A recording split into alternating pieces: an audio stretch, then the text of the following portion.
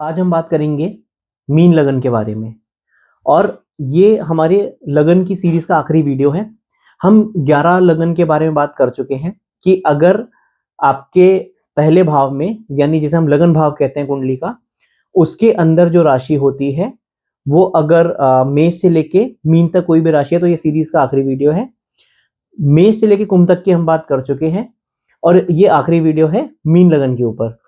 और जब हम कहते हैं मीन लगन, तो यानी कुंडली में पहले भाव में 12 नंबर है, मीन राशि है, इंग्लिश में पाइसेस कहते हैं। तो पाइसेस असेंडेंट, पाइसेस राइजिंग या मीन लगन, ये सब एक ही बात हुई। सो अब मीन लगन को एनालाइज करने के लिए, जैसे हमने बाकी 11 लगन में किया था, हम सेम पैरामीटर लेंगे, सेम 5 पैरामीटर्स के बेसिस पे हम मीन लगन को एनालाइज करेंगे। सो अगर आपको नहीं पता है कि आपका लगन क्या है, तो मैंने डिस्क्रिप्शन में उसका लिंक शेयर कर दिया, आप उस वीडियो को देखिए जिसमें मैंने बताया है कि लगन क्या होता है और आप अपना लगन 2 मिनट में कैसे निकाल सकते हैं।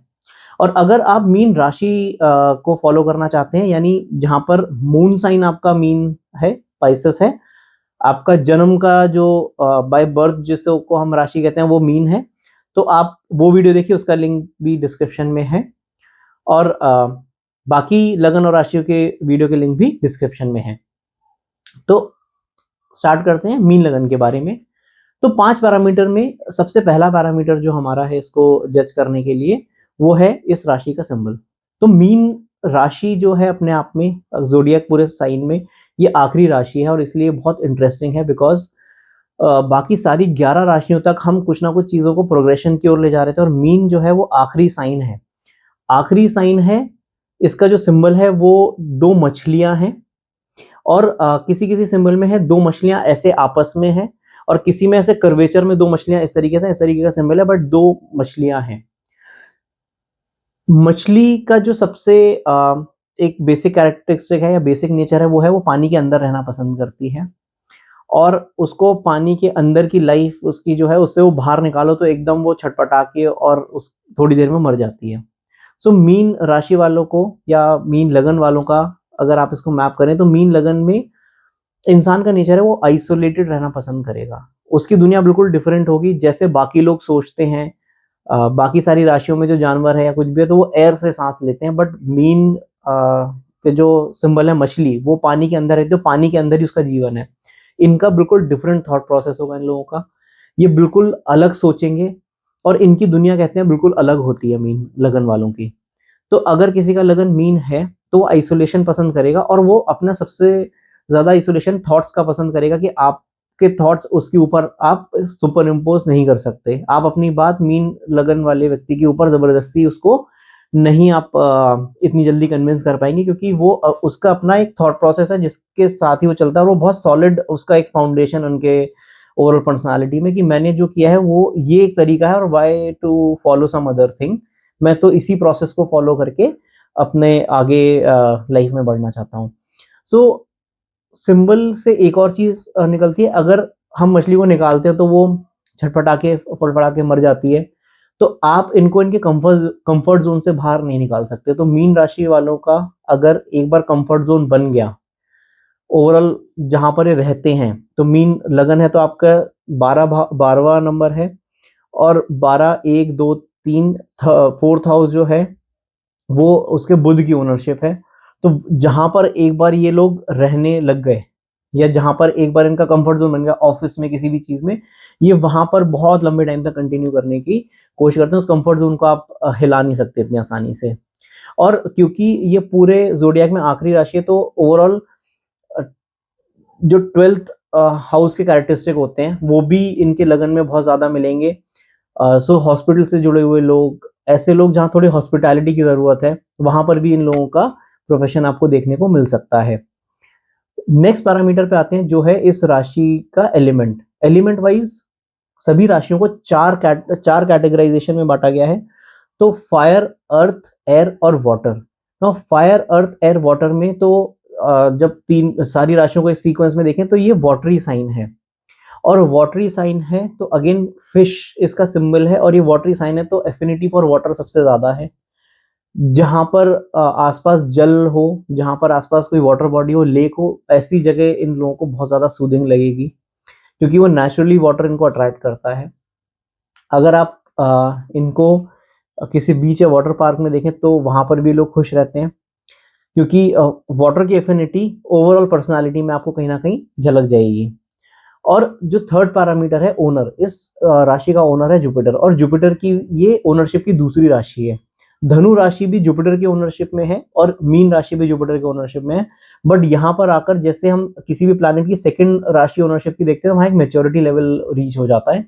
तो उस मेच्योरिटी लेवल से ये लोग अपना काम करते हैं। तो कहीं पर भी लीडरशिप क्वालिटी दिखानी है, कहीं पर एडवाइजरी करनी है, तो वो उस प्रोफेशन में भी लोग बहुत अच्छा परफॉर्म करेंगे, क्योंकि इनका जो कर्म का लॉर्ड है वो और लगन का लॉर्ड, तो 10th हाउस और 12th हाउस, 10th हाउस और लगन का लॉर्ड जुपिटर है। तो कहाँ, कॉमर्स में, फाइनेंस में, या कहीं पर भी जहाँ जुपिटर की ओनरशिप वाला प्रोफेशन होता है, वहां पर ये लोग बहुत ज्यादा आपको एक्टिव और बहुत अच्छा करते हुए मिलेंगे।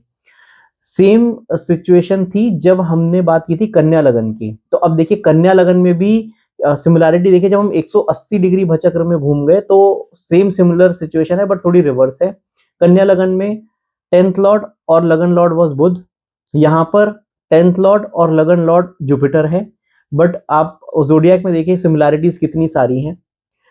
खैर मीन की बात करते हैं। मीन लगन में जो चौथा पैरामीटर है वो है हमारा, इस राशि को जब हम किसी भी राशि को डिवाइड करते हैं तो एक दूसरे तरह का कैटेगराइजेशन होता है, जहां हम उसे चर, स्थिर या द्विस्वभाव में डिवाइड करते हैं। तो ये द्विस्वभाव राशि है। तो ऐसे लोगों को अपनी लाइफ का एक फेज हो सकता है स्ट्रगल हो और दूसरे फेज ऑफ लाइफ में बिल्कुल भी स्ट्रगल ना हो। ऐसा हो सकता है कि एक फेज ऑफ लाइफ में बिल्कुल स्ट्रगल नहीं था और सेकंड फेज ऑफ लाइफ में एकदम स्ट्रगल करना पड़ जाए। तो एक डुअल टाइप की लाइफ इनको जीनी पड़ती है, एक बार कुछ और एकदम कुछ। मे बी मैरिज के बाद एकदम से लाइफ बदल जाए, पहले एक जगह स्टैग्नेंट रहते हो, बाद में बार बार टूरिंग जॉब में पहुंच जाए। ऐसा हो सकता है कि एक पॉइंट ऑफ लाइफ में जॉब कर रहा हूँ, फिर एकदम से सडनली बिजनेस में आ गया और फिर बिजनेस करना शुरू कर दिया। तो इस तरीके से इनका ओवरऑल जो पर्सनालिटी है वो डुअल, ये लोग लाइफ की तरफ इनका प्रोडिक्शनली अगर देखें तो डुअल लाइफ भी इनको जीनी पड़ती है। जो पांचवा पैरामीटर है और आखिरी पैरामीटर है वो है हमारा बाकी इंपॉर्टेंट की प्लैनेट्स की ओनरशिप। तो अगर हम बात करें मून की, तो 5th लॉर्ड इज मून। अब देखिए मन का कारक चंद्रमा है और इसी से वाटर एफिनिटी भी निकल कर आती है। लगन लॉर्ड, आप इस केस में देखिए तो पाइसेस का अगेन लगन जो है वो वाटरी साइन है। जो लगन एलिमेंट वाइज जो सिंबल है वो भी मछली है, और जो मेंटालिटी है वहां पर भी कंट्रोलर उसका चंद्रमा है, जो कि फ्लूइड्स का कंट्रोलर है, पानी का कंट्रोलर है, और वो भी अगेन वाटरी साइन है। तो बहुत ज्यादा जेल्ड अप एक वाटर से इनका बहुत क्लोज लिंक निकल कर आता है। ऐसे लोगों का बड़ा सॉलिड थॉट प्रोसेस है, क्योंकि देखो जब सारा वाटरी साइन है सब जगह, तो एक आपका ना कहीं पर भी डाइल्यूशन नहीं है।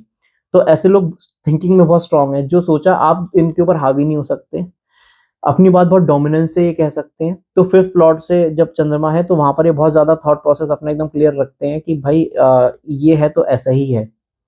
6th लॉर्ड इनका सन है, सूर्य है। सूर्य अगर अच्छा प्लेस है तो इनके सामने कोई शत्रु नहीं टिक सकता, ये शत्रु हंता होते हैं बाय बेसिक नेचर। और अगर हम भाग्य के स्वामी की बात करें तो भाग्य का लॉर्ड इनका मंगल है। और जब भाग्य का लॉर्ड मंगल है और सेकंड हाउस का लॉर्ड मंगल है, मंगल बहुत की प्लैनेट है, धन का कारक है मंगल। तो अगर मंगल कुंडली में बहुत अच्छा प्लेस हो तो ये लोग धन संचय बहुत अच्छा करते हैं, इनका सेविंग्स बहुत अच्छी होती है। और 12th लॉर्ड और 11th लॉर्ड शनि है। तो हो सकता है जितना अर्निंग हो बिजनेस में ज्यादा अच्छा करने से लोग प्रोफेशनली अगर देखा जाए तो जॉब या किसी कंपनी में जो as a work profile adopt करते हैं उसमें बहुत अच्छा परफॉर्म करते हैं। सो ओवरऑल ये मेरी एनालिसिस थी पाइसेस साइन पे, मीन राशि पे। आई होप आपको वीडियो अच्छा लगा होगा। आप इसको लाइक करिए, मेरे चैनल को सब्सक्राइब करिए अगर आप नए हैं और आपको ये एनालिसिस अच्छे लगते हैं, तो बेल आइकन दबाना ना भूलें, जिससे आपको मेरा कोई भी वीडियो आप मिस ना करें, नोटिफिकेशन आए। जल्दी आएंगे नई वीडियो के साथ, तब तक के लिए नमस्कार।